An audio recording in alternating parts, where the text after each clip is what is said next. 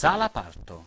Dottor, scusate, mio marito può assistere al parto? Certamente, signora. Il padre del bambino può assistere al parto. Dottor, ho detto mio marito, no il padre del bambino.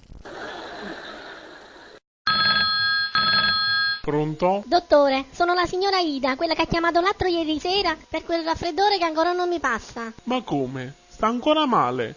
Le avevo prescritto un bicchierino di sciroppo e un bagno caldo.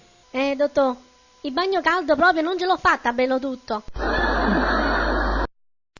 Una signora va dal dottore.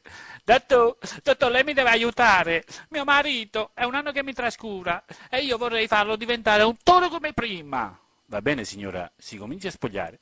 Spogliare, dottor? Dottor, forse mi sono spiegata male. Io volevo dire mio marito diventare un toro. Appunto, cominciamo dalle corna. Barzellette audio. Pronto? Dottor, sono la signora Maria. Ricidemi, signor, che tenete? Dottor, io non ce la faccio più. Io a notte canto. Ma tenete i complessi? No, io canto da sola.